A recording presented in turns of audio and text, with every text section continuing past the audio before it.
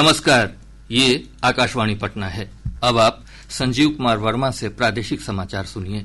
पहले मुख्य समाचार।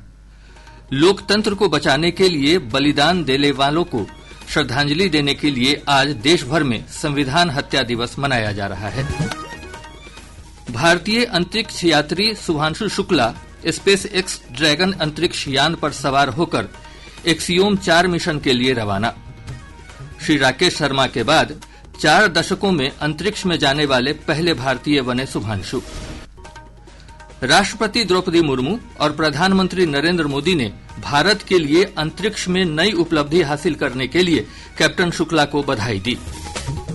और बिहार विधानसभा चुनाव को देखते हुए निर्वाचन आयोग ने आज से मतदाता सूची का विशेष गहन पुनरीक्षण कार्य शुरू किया। अब समाचार विस्तार से। लोकतंत्र को बचाने के लिए बलिदान देने वालों को श्रद्धांजलि देने के लिए आज देश भर में संविधान हत्या दिवस मनाया जा रहा है। यह दिन हमें उन घटनाओं की याद दिलाता है जब 25 जून 1975 को संविधान का गला घोंटकर देश पर आपातकाल थोप दिया गया था। यह आपातकाल से पीड़ित प्रत्येक व्यक्ति को श्रद्धांजलि देने का दिन है। एक रिपोर्ट। आपातकाल के दौरान जयप्रकाश नारायण, मोरारजी देसाई, अटल बिहारी वाजपेयी, लाल कृष्ण आडवाणी और अन्य विपक्षी नेताओं को आंतरिक सुरक्षा अधिनियम मीसा के तहत गिरफ्तार किया गया था। शाह आयोग की रिपोर्ट के अनुसार इस अधिनियम का बड़े पैमाने पर इस्तेमाल किया गया था और लगभग 35,000 लोगों को बिना किसी सुनवाई के हिरासत में लिया गया था। भारतीय जेलों में 1,83,000 की क्षमता के मुकाबले 2,20,000 से अधिक कैदी थे। इनमें से 1,26,000 से अधिक विचाराधीन कैदी थे। आकाशवाणी के मन की बात कार्यक्रम में अपने विचार साझा करते हुए प्रधानमंत्री नरेंद्र मोदी ने कहा था कि आपातकाल के दौरान अत्याचारों का सामना करने के बावजूद लोगों का लोकतंत्र में विश्वास बरकरार रहा। जब इमरजेंसी लगाई गई उसमें देश के नागरिकों से सारे अधिकार छीन लिए। उसमें से एक अधिकार संविधान के आर्टिकल 21 के तहत सभी भारतीयों को मिला, right to life and personal liberty. आपातकाल के दौरान जेल में बंद रहे प्रख्यात पत्रकार राम बहादुर राय ने आकाशवाणी से बात की और उस दौरान हुए अत्याचारों के बारे में बताया। रात को जो सबसे पहले हमला हुआ वो 2 जगह हो। भारत सरकार ने, इंदिरा गांधी की सरकार ने किया। एक मीडिया पर हमला किया, दूसरा जेपी और चंद्रशेखर जैसे नेताओं की गिरफ्तारी से किया। लगभग 21 महीने तक चले आपातकाल के दौरान मौलिक अधिकारों को निलंबित कर दिया गया था और मीडिया पर प्रतिबंध लगा दिए गए थे। अनुपम मिश्र, आकाशवाणी समाचार, दिल्ली। आपातकाल के दौरान लोकनायक जयप्रकाश नारायण ने तत्कालीन इंदिरा गांधी सरकार के खिलाफ आंदोलन का नेतृत्व किया था। उन्होंने संपूर्ण क्रांति का नारा दिया था, जिसका उद्देश्य सामाजिक, राजनीतिक और आर्थिक क्षेत्रों में व्यापक परिवर्तन लाना था।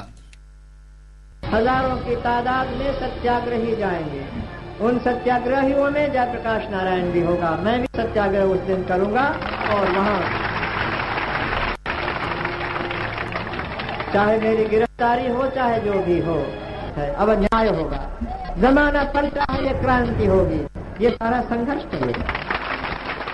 हमारे साथ इस आंदोलन के साथ सहयोग करो, अपनी ड्यूटी भी करो। जितना हुक्म होता है तुमको उतना करो, लेकिन जो हुक्म ऐसा हो जो तुम्हारी आत्मा के खिलाफ हो, तुम्हारी ज़मीर के खिलाफ हो, अनैतिक हो, उस हुक्म को हरगिज़ मत मानो। ये तो महात्मा गांधी जी का हुक्म था अंग्रेजी राज के जमाने में। प्रधानमंत्री नरेंद्र मोदी ने कहा है कि आज भारत के लोकतांत्रिक इतिहास के सबसे काले अध्यायों में से एक आपातकाल लागू होने के 50 साल पूरे हो गए हैं। सोशल मीडिया पोस्ट में श्री मोदी ने कहा कि इस दिन भारतीय संविधान में निहित मूल्यों, मौलिक अधिकारों और प्रेस की स्वतंत्रता को खत्म कर दिया गया और कई राजनीतिक नेताओं, सामाजिक कार्यकर्ताओं, विद्यार्थियों और आम नागरिकों को जेल में डाल दिया गया। गृह मंत्री अमित शाह ने कहा कि 25 जून 1975 को कांग्रेस ने अपनी सरकार बचाने के लिए राष्ट्रीय सुरक्षा के नाम पर आपातकाल की घोषणा की। 25 तारीख को आपातकाल लगाया गया। कारण तो कहा कि राष्ट्र की सुरक्षा खतरे में है, परंतु पूरी दुनिया अब जानती है राष्ट्र की सुरक्षा को कुछ नहीं हुआ था, उनकी कुर्सी खतरे में थी। जेपी के संपूर्ण क्रांति के नारे ने पूरे देश को झंझोड़ कर रख दिया था। गुजरात से शुरू किया हुआ आंदोलन बिहार तक पहुंचा था। गुजरात में सरकार गिरी, चुनाव हुआ, कांग्रेस गई और सभी विपक्षों ने एकजुट होकर जनता पार्टी की सरकार बनाई और ये इंदिरा जी के लिए बहुत बड़ी चेतावनी।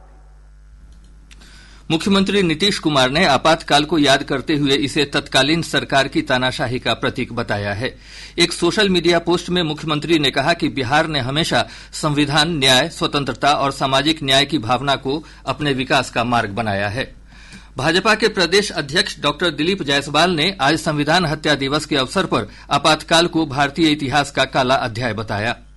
आपातकाल लोकतंत्र के काला अध्याय को याद दिलाता है। जिस तरह से श्रीमती इंदिरा गांधी और नेहरू परिवार ने इस देश में लोकतंत्र की हत्या किया और आपातकाल के समय न्यायपालिका, कार्यपालिका और साथ साथ जो अपने चौथा स्तंभ है समाज का, पत्रकारिता, इन सब का गला घोटने का काम किया है। और आज हम उसको याद दिला रहे हैं कि उसके आजकल वंशज जो हैं संविधान का किताब लेके घूमते हैं। इन लोगों ने संविधान का चीरहरण किया है और विशेष करके बाबा भीमराव अम्बेडकर को प्रताड़ित करने का काम किया है। तो आज उनको धिक्कार है। कांग्रेस के लिए धिक्कार का दिन है कि इन लोगों ने किस तरह का लोकतंत्र का हत्या करने का काम किया था। बिहार के उप मुख्यमंत्री सम्राट चौधरी ने आपातकाल के 50 साल पूरे होने पर कहा कि लोकतंत्र के हत्यारों को देश ने सत्ता से बाहर कर दिया है। लोकतंत्र की हत्या करने वाले को इस देश की जनता देख रही है। लोकतंत्र की हत्या जिन लोगों ने किया उसको पूरा देश समझ रहा है और देश ने सबको सत्ता से बाहर भी करने का काम किया। कांग्रेस पार्टी को इसका जवाब देना चाहिए और राष्ट्रीय जनता दल को भी जवाब देना चाहिए कि लोकतंत्र के हत्या करने वाले के साथ वो कैसे अपना गठबंधन बनाए हुए। जिस लालू जी ने जेपी के अगुवाई में राजनीति की शुरुआत की, आज कांग्रेस के गोद में खेल रहे। संविधान हत्या दिवस के अवसर पर आपातकाल के खिलाफ लड़ने वाले पूर्व विधान पार्षद हरेंद्र प्रताप पांडेय ने उस काले दौर की सच्ची दास्तान साझा करते हुए आपातकाल में जान गंवाने वालों और पीड़ितों को श्रद्धांजलि अर्पित की। 25 जून को आपातकाल लगा करके मौलिक अधिकारों का हनन कर दिया, यानी बोलने का, लिखने का, मीटिंग करने का, ये सारे अधिकार छीन लिए गए और जो लोग भी उसके खिलाफ बोलते थे और उनको जेल में डाला जाता था, बहुत प्रताड़ना होती थी और कई लोग उसमें अपना जीवन दान कर दिए। उनका परिवार का पूरा पारिवारिक जीवन तहस नहस हो गया। तो हम आज उन सभी अनाम अपने मित्रों को अपनी श्रद्धांजलि अर्पित करते हैं जो आजादी की दूसरी लड़ाई में अपना जीवन उत्सर्ग किया। कांग्रेस अध्यक्ष मल्लिकार्जुन खड़गे ने कहा कि भाजपा हमारी संविधान बचाओ यात्रा से घबराकर 50 साल पहले के आपातकाल की बात कर रही है। हमारे 1 साल से चल रहा है संविधान बचाओ यात्रा, उससे बीजेपी घबरा गई। घबराने के बाद ये जो पूरे देश में चला था तो घबरा कर इन्होंने ये संविधान के खिलाफ कुछ न कुछ वो कहना उनको है, तो इसीलिए वो क्या कर रहे हैं कि 50 साल का इमरजेंसी की बात अब कर रहे हैं। प्रदेश के विभिन्न भागों में संविधान हत्या दिवस का आयोजन किया गया। कला, संस्कृति और युवा विभाग की ओर से प्रदेश भर में विशेष जन जागरूकता कार्यक्रम का आयोजन किया गया। वहीं प्रदेश भाजपा की ओर से दरभंगा मेडिकल कॉलेज अस्पताल के सभागार में एक कार्यक्रम का आयोजन किया गया, जिसमें राजस्व एवं भूमि सुधार मंत्री संजय सरावगी और स्वास्थ्य और विधि मंत्री मंगल पांडेय शामिल हुए।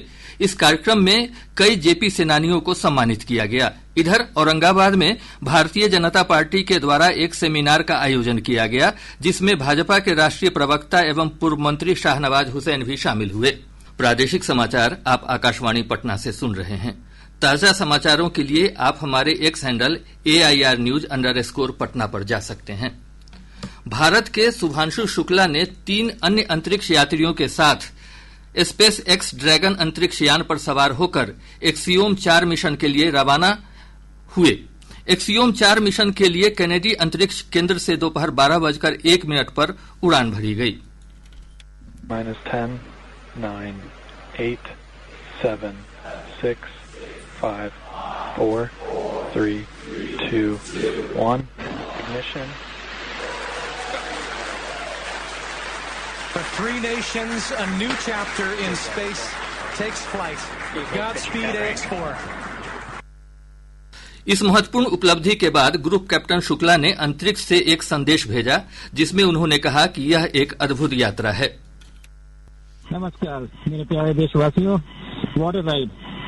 40 साल बाद हम वापस अंतरिक्ष में पहुंच गए हैं और कमाल की राइड थी। इस समय हम 7.5 किलोमीटर प्रति सेकंड की रफ्तार से पृथ्वी के चारों तरफ घूम रहे हैं और मेरे कंधे पे मेरे साथ मेरा तिरंगा है, जो मुझे बता रहा है कि मैं आप सबके साथ हूँ। ये मेरी इंटरनेशनल स्पेस स्टेशन तक की जर्नी की शुरुआत नहीं है, ये भारत के ह्यूमन स्पेस प्रोग्राम की शुरुआत है और मैं चाहता हूँ कि आप सभी देशवासी इस यात्रा का हिस्सा बने। आपका भी सीना गर्व से चौड़ा होना चाहिए, आप भी उतना ही एक्साइटमेंट दिखाइए।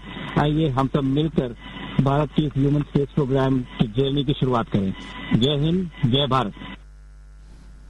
3 अप्रैल 1984 को राकेश शर्मा के बाद शुभांशु शुक्ला अंतरिक्ष में जाने वाले पहले भारतीय हैं। हमारे संवाददाता ने बताया है कि इस ऐतिहासिक अवसर का जश्न मनाने के लिए शुभांशु के माता पिता ने लखनऊ में शुभांशु के स्कूल में छात्रों और शिक्षकों के साथ लाइव लॉन्च देखा।